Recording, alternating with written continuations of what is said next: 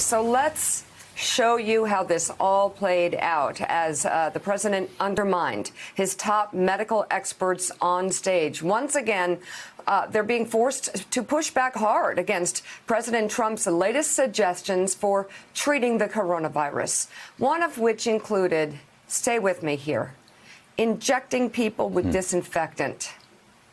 The president's ideas, which were rejected by experts in the briefing room with him, came after a Homeland Security official presented research that found disinfectants, heat and humidity killed the virus on surfaces and in the air. So supposing we hit the body with a tremendous, whether it's ultraviolet or just very powerful light, and I think you said that hasn't been checked, but you're going to test it.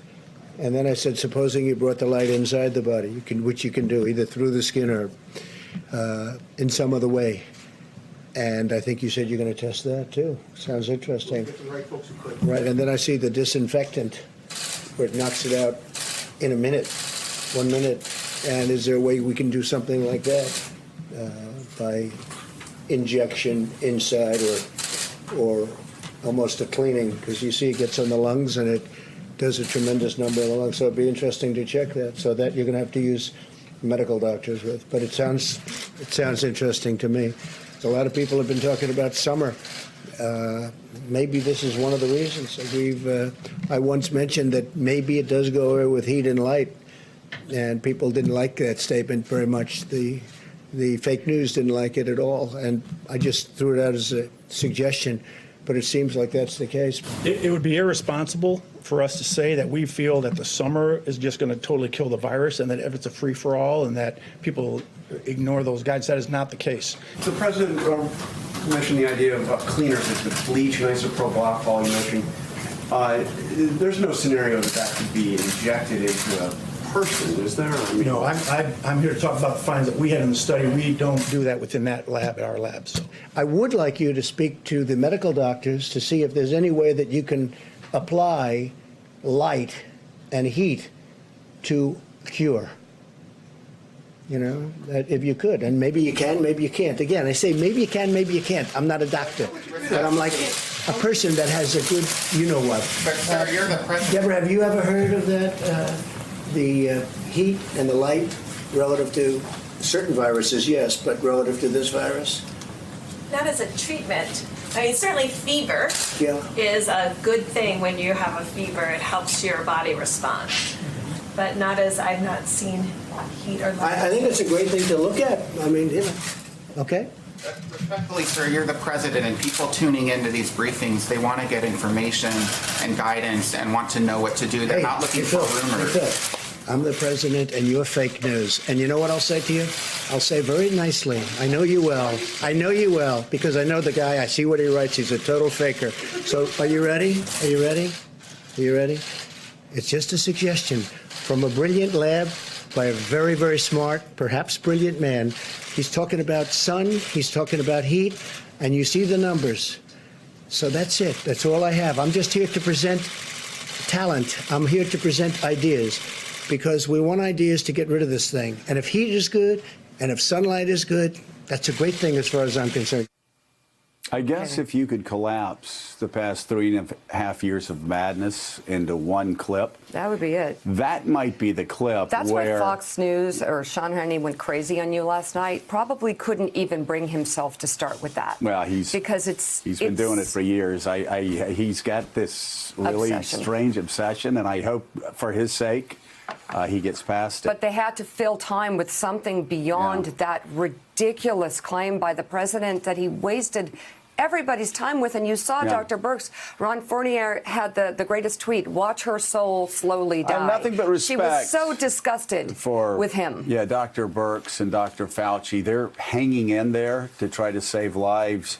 But really, I knew growing up that with my children that if I would use scrubbing bubbles to clean the bathtub before you don't eat them. They got in there, but would not spray it in my children's mouth or in my own mouth if I had a fever or a disease. Like, this is so beyond madness that you have an American president saying such things about putting disinfectant in the body or putting light in the body.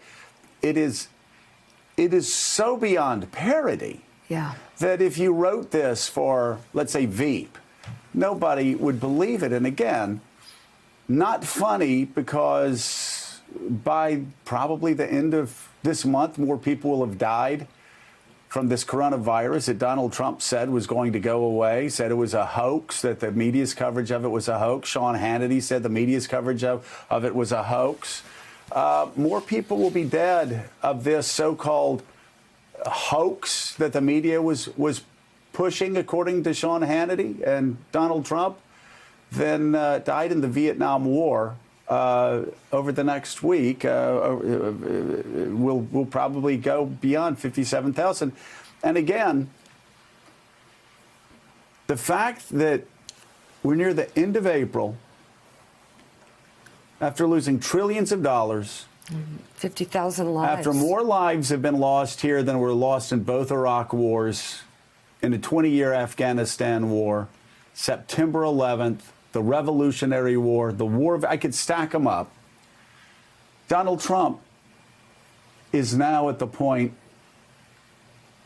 of talking about putting disinfectants in your body and putting lights inside people's bodies, to the embarrassment of those aides sitting on the sidelines listening to this horror show unfold before their eyes. As we sit here and I listen to you lay it out, I cannot believe we're having this conversation. It's not only embarrassing and dangerous, but as you say, it's a monumental waste of time. A few hours before the president got up there, we learned that 4.5 million more Americans lost their jobs in the last week.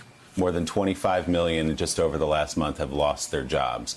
We don't have a national testing program. We don't have all the things that medical experts, public health officials say we have to get through this. And the president is talking about injecting disinfectants into Americans' bodies to cure coronavirus, somehow getting light inside their bodies. I was thinking about Dr. Birx as you guys played that.